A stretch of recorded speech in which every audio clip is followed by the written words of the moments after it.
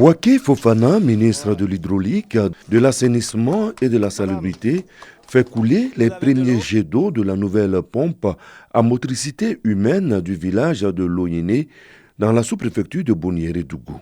Le train, la Côte d'Ivoire solidaire, là, pour donner de l'eau à tout le monde, ce train, il s'arrête partout. Donc, c'est pour dire que ce qu'on a fait à Loyene, on va le faire dans 26 autres villages dans le Wambol, mais on va le faire partout en Côte d'Ivoire. La corvée d'eau en milieu rural, une histoire de femme. La voir à proximité, pure et digeste, est un bonheur pour ces femmes. J'ai dit tellement qu'on est dépassé. J'ai dit on ne peut plus rien dire. On le remercie beaucoup. Le président Alassane Ouattara. Ce sont au total 26 pompes à motricité humaine qui seront réalisées dans 26 villages de la région du Hambol à hauteur de 272 millions de francs CFA décaissés par le Fonds d'investissement en milieu rural du Conseil Café Cacao. L'eau source de vie, quand elle est disponible, c'est un soulagement pour tous, encore plus pour les personnes du troisième âge. À Loyene, elles l'ont fait savoir à travers des pas de danse. Loyene danse.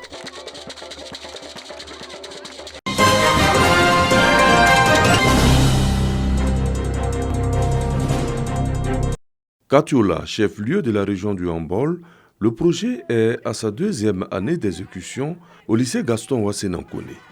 Pour l'occasion, une journée est entièrement consacrée à l'élève fille.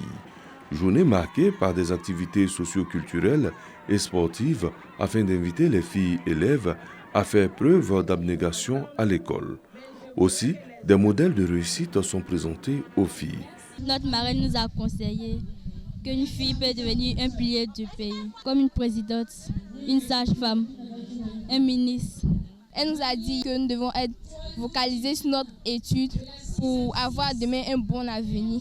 L'objectif du projet de l'élève fille est de lutter contre l'abandon et le décrochage des jeunes filles à l'école. Le projet a permis de réduire le taux de grossesse en milieu scolaire et nous voulons que ce projet aille sur les 3 années afin de faire un bilan, nous pensons qu'il sera très positif. Pour la marraine, cette initiative va contribuer à la bonne marche de l'école ivoirienne. Il s'agit donc de lutter contre les inégalités entre les filles et les garçons au sein de ce lycée, faire en sorte que les jeunes filles connaissent mieux leur corps pour éviter les grossesses en milieu scolaire, les encourager à exceller dans tout ce qu'elles font au sein de l'établissement. Les meilleurs élèves filles ont reçu des récompenses en présence du général Gaston Wassenankone, le doyen des cadres de la région du Hambol. Le projet s'étend sur 3 années et prend fin en 2024.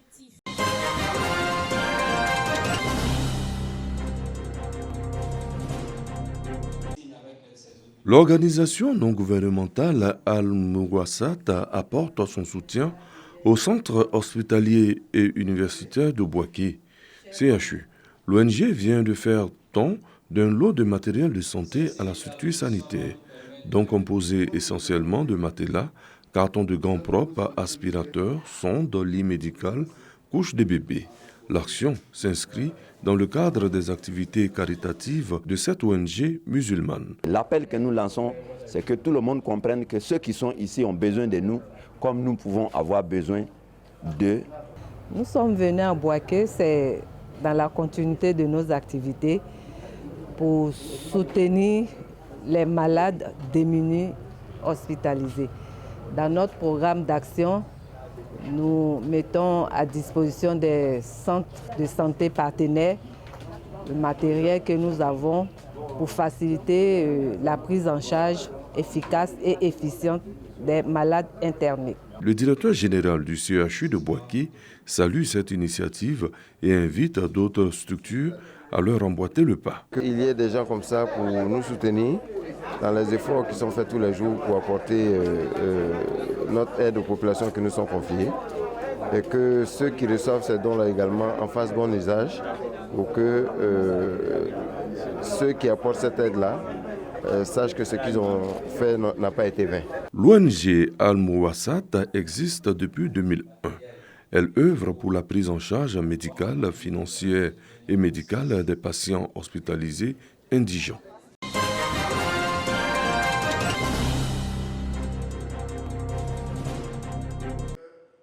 Traoré Abou, président de l'UJPLA, Union des journalistes de la presse libre africaine, section Côte d'Ivoire, face aux hommes et femmes des médias de Bouaké. L'ancien journaliste du groupe RTI anime une conférence débat sur le thème « Liberté de la presse et pouvoir public, quels enjeux ?» Une activité pour commémorer la journée mondiale de la liberté de la presse.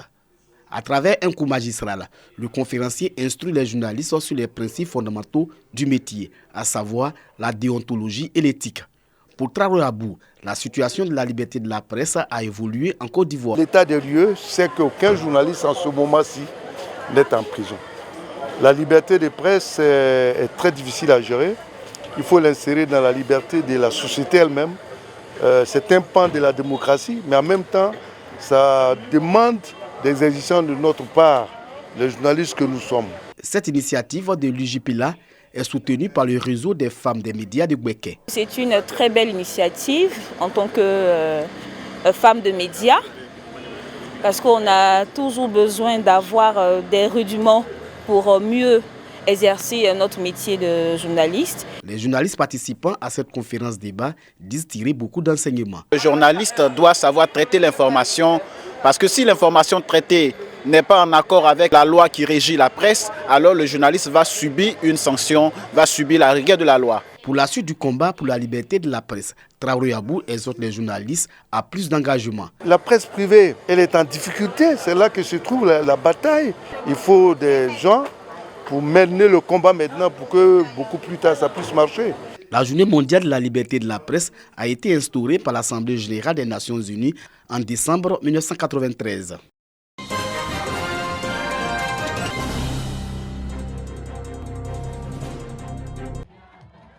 Forte mobilisation de la population lors du concert de clôture du Festival des musiques urbaines d'Anoumabo, 15e édition à Bouaké.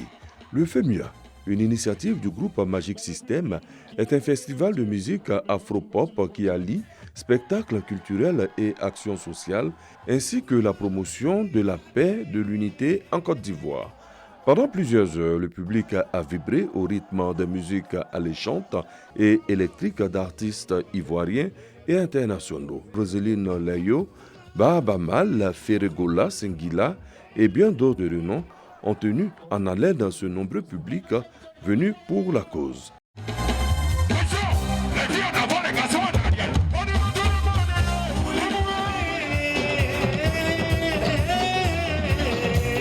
La ville de Bouaké, parce que les autorités de Bouaké sont dans une dynamique de redonner à Bouaké sa grandeur d'antan. Et nous avons décidé, nous aussi, d'accompagner Bouaké dans cette dynamique-là. À l'ancien stade de Bouaké, l'affluence était au rendez-vous toute la nuit du dimanche 30 au 1er mai à l'aube. Malgré la fraîcheur due à la forte pluie qui s'est abattue toute la journée sur la ville. Une fois encore, le FEMUA s'est imposé comme l'un des plus grands festivals de musique en Afrique. Tel est le témoignage de la population à Bouaké, avec à sa tête le ministre Amadou Koné. Bouaké a besoin de ça. Bouaké a besoin de s'engager. On n'a pas ça couramment à Bouaké. Population de Bouaké, applaudissez-vous encore parce que ce que vous faites est magnifique.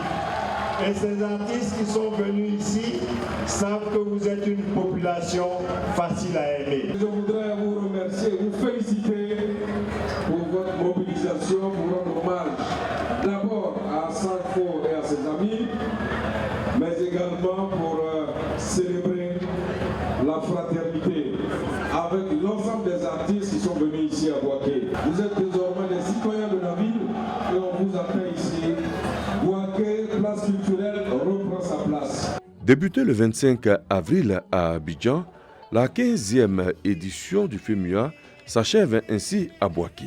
Magic System, à travers le FEMUA créé en 2008, ce sont aussi des actions sociales, le sport, des rencontres B2B, des panels, des ateliers pratiques pour permettre l'insertion professionnelle des jeunes. Depuis quelques années, en plus d'Abidjan, une ville du pays abrite une édition. Gagnoa, Bassam, San Pedro et Bouaké ont accueilli cette rencontre culturelle.